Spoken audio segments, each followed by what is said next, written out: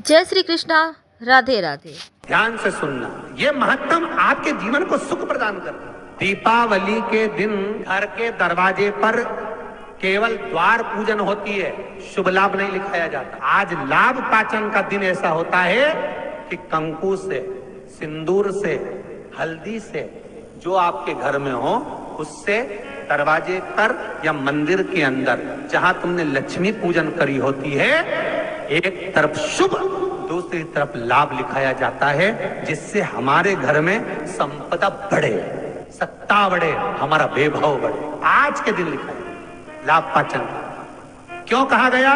क्योंकि इसी दिन गुणवती ने अपने भाग्य को लाभान्वित किया था, इसलिए ये लाभ पाचन है। आपसे भी निवेदन है, आज लाभ पाचन का दिन निकलने मत देना। अपने घर के दरवाजे पर कुंकू से, हल्दी से या सिंदूर से, या जहां आपने लक्ष्मी का पूजन घर के अंदर करा हो, वहां पूजन वाली जगह पर कोई दीवार हो, भगवान की अलमारी हो, भगवान की चौखट हो, कोई जहां हो, छोटा सा शुभ और लाभ जितना बड़ा आप लिख सकते हो, कोई तीली से, काड़ी से, उंगली से, जहां अगर वहां नहीं लिख सकते तो अपने घर की अलमारी पर, तिजोरी पर, भंडार भरने वाली जगह पर, रसोई, कहीं पर भी शुभ लाभ लिखना।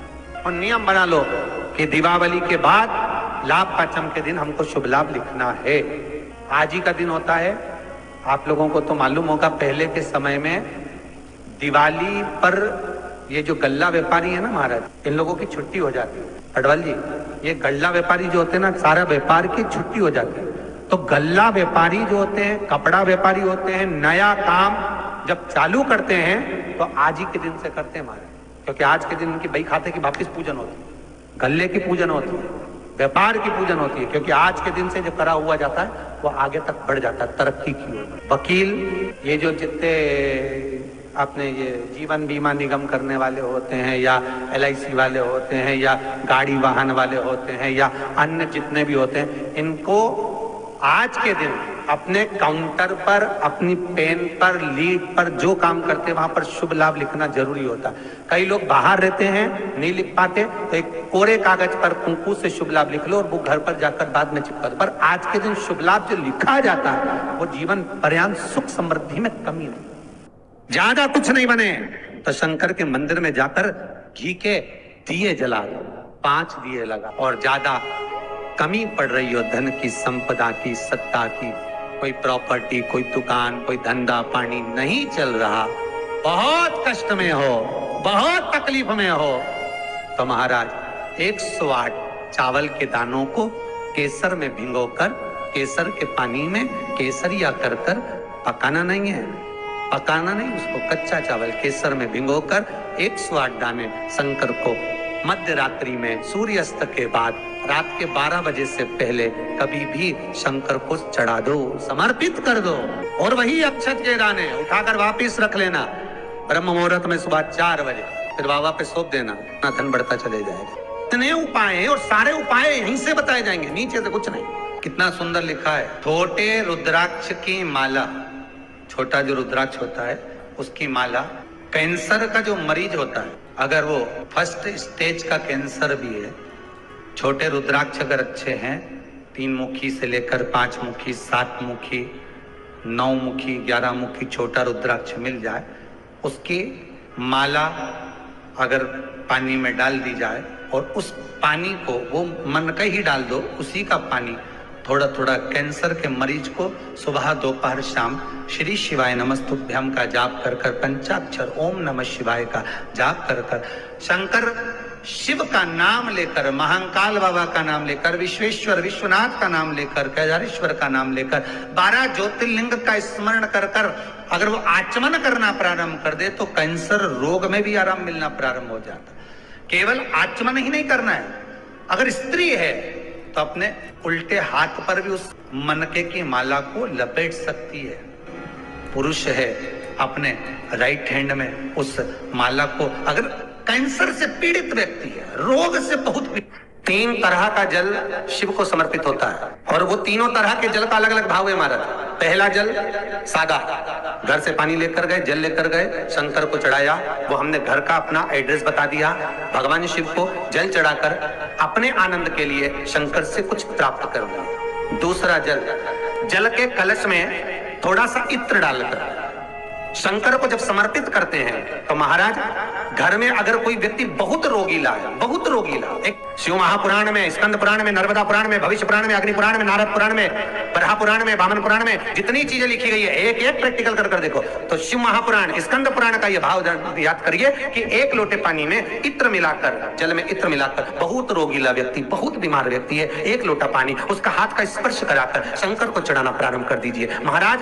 केवल 5 या 7 दिन चढ़ाओ और वो 7 दिन के बाद में उस बीमार व्यक्ति का क्रम देखिए कि उसमें कितना आराम लगा है। औषधि दवाई काम करना प्रारंभ करी कि ना करी। केवल इत्र समर्पित, इत्र का जल। तो पहला जल सादा, दूसरा जल है इत्र का, और महाराज तीसरा जल जो शिव महापुराण के अंतर्गत कहा गया है बेलपत्र का जल। तीसरा जो जल है वो बेलपत्र का जल। बेलपत्र का जल कैसा?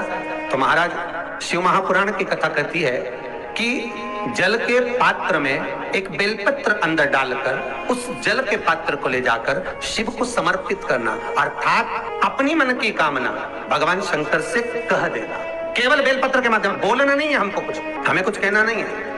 3 तरह का जल का जो व्याख्यान वर्णन किया गया, एक सादा जल जो भगवान को कहा, आपने अपना एड्रेस बता दिया, आपने अपने मन का भाव बता दिया। इत्र का जो जल चढ़ाया गया वो केवल रोग मुक्ति के लिए चढ़ाया गया। और तीसरा बेलपत्र, अगर उस जल में एक बेलपत्र भी पड़ी हुई है और वो बेलपत्र पड़ा हुआ जल आप जिस भाव से चढ़ा रहे हो, जिस कामना से चढ़ा रहे हो, शंकर वो कामना आपकी पूर्ण कर देते। और लिंग पुराण को अगर आप पढ़ेंगे तो उसमें पाएंगे कि लिंग पुराण के अंदर लिखा है कि आप शंकर को अगर जल भी नहीं चढ़ाएं, आप शंकर को वस्त्र भी नहीं चढ़ाएं, आप शंकर को फूल भी ना चढ़ाएं, आप बेलपत्र भी ना चढ़ाएं, अगर शंकर को आपने कुछ भी ना चढ़ाया तो केवल शंकर के मंदिर में 2 क्षण जाकर उस शिवलिंग के सम्मुख में बैठ जाओ, कुछ मत बोलो, केवल मौन होकर उसको निहार लो।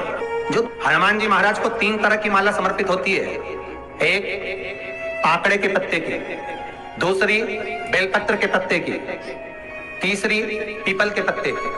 ये 3 तरह की माला जब शंकर हनुमान जी महाराज को समर्पित होती है, जिस समय पर अगर व्यक्ति के जीवन में बहुत भारी रोग हो गया है, बहुत ज्यादा कष्ट हो गया है, कैंसर जैसी बीमारी भी अगर उसको घेर ली है और किडनी लीवर सब बेकार हो गया, तो निवेदन है पीपल के पत्ते की माला बनवाओ, 108 पत्ते की, और हनुमान चालीसा का हर पत्ते पर स्मरण करिए महाराज। आप हनुमान चालीसा पढ़ते जाओ, माला में गांठ लगाते जाइए, और वो माला जो व्यक्ति कैंसर से पीड़ित है हाथ का स्पर्श कराइए और शंकर को चढ़ाइए कि आप दवाई लगना प्रारंभ होगी, कैंसर जैसा रोग भी धीरे धीरे समाप्ति पर आएगा। कोई बच्चा एग्जाम में बैठ रहा है, सीए की पढ़ाई कर रहा है, कोई बहुत बड़े एग्जाम में बैठ रहा है, पास हो ही नहीं रहा, बहुत हार गया, बेलपत्र की माला चढ़ाओ। बेलपत्र की माला चढ़ाओ, 108 बेलपत्र, आप श्री शिवाय नमस्तुभ्यम मंत्र का जाप कर गांठ लगाकर भगवान श्री हनुमान जी महाराज के सामने पहुंचकर माला को सीधी रखकर, जो व्यक्ति एग्जाम में बैठ रहा है, नौकरी के लिए, अन्य पढ़ाई के लिए, अगर कंपटीशन एग्जाम में भी बैठ रहा है, तो माला को हनुमान जी महाराज, और हनुमान जी कौन से होना चाहिए? पूर्वमुखी। हनुमान दक्षिण मुखी नहीं चाहिए, पूर्व में जिन हनुमान जी का मुख हो वो माला ऐसे समर्पित कर हनुमान चालीसा का पाठ कर 3 बार स्मरण कर माला श्री हनुमान जी को पहना दीजिए। ऐसा कोई एग्जाम नहीं जिसमें से आप निकल ना पाए महाराज, पर करना आपको पड़ेगा।